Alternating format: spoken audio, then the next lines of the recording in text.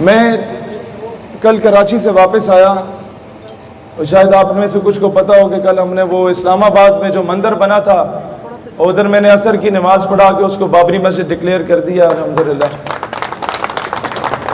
हमने ये 14 अगस्त कराची में मनाई। 3 दिनों में 12, 13, 14 में 20 के करीब प्रोग्राम थे। मुझे खुदा की कसम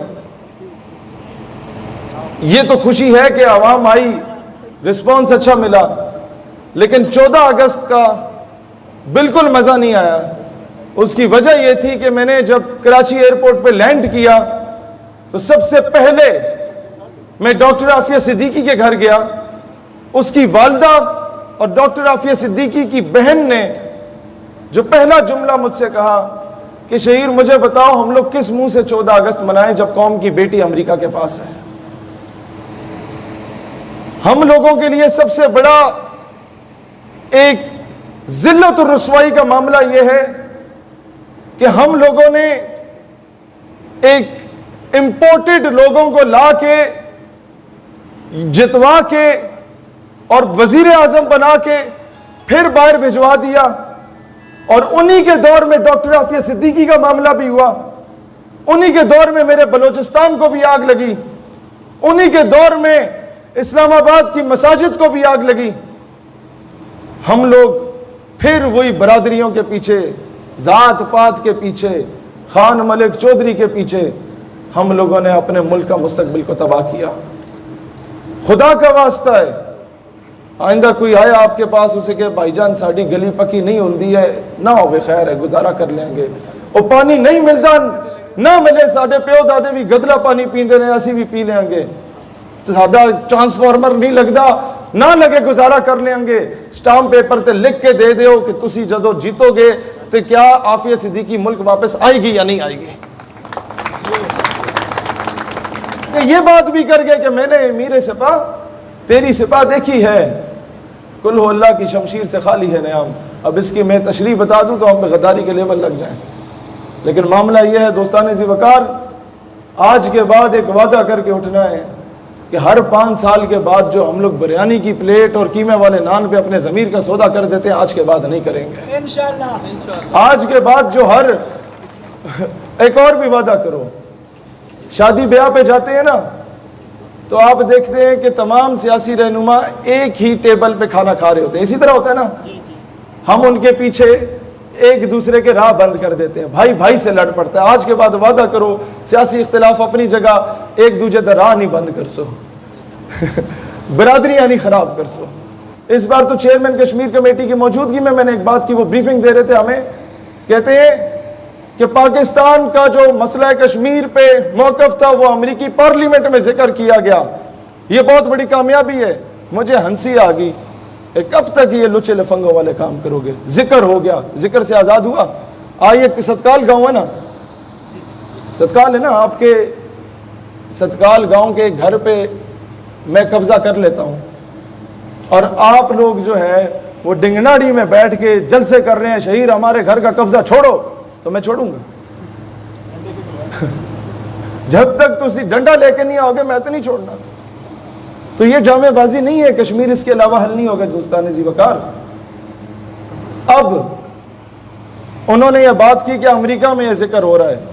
मैंने कहा भाईजान, पिंड का चौधरी अगर आपकी बेटी को अगवा करके ले जाए और दूसरे पिंड का चौधरी आके आपके घर के कमरे पे कब्जा कर ले और आप अपने पिंड के चौधरी को बोलें कि जी ये कब्जा छुड़वा दो, तो पूरा पिंड आपको बगैरत बोलेगा कि किसके पास जाके भीख मांग रहे हैं।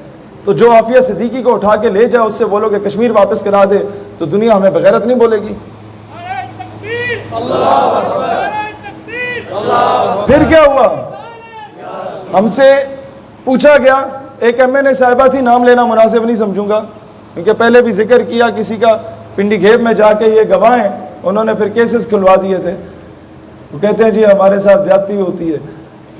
तो हुआ क्या, उन्होंने मुझसे कहा कि बेटा आप बड़े पढ़े लिखे लगते हैं, अगर इंडिया से जंग हो गई जो आप चाहते हैं, तो अगर पाकिस्तान का कोई इलाका बांग्लादेश की तरह अलग हो गया तो किसकी जिम्मेदारी होगी, तुम जिम्मेदारी कबूल करोगे? मैंने कहा जी मोहतरमा मैं जिम्मेदारी कबूल करूंगा। कहती है कैसे? मैंने कहा वो ऐसे कि कल को 200 साल के बाद मौर्रिख अगर तारीख लिखेगा तो वो ये जरूर लिखेगा कि पाकिस्तान हारे हुए लश्कर में था, लेकिन मोरख ये कभी नहीं लिखेगा कि पाकिस्तान बुज़दिल और बगैरत हो चुका था। और फिर एक जगह पे एक हुकूमती नुमाइंदा जिक्र कर रहा कि कश्मीर में मैदान करबला बरपा है। मैंने फौरन रोका, मैंने कहा क्या मतलब, कश्मीरी क्या है? कहता है हुसैनी है।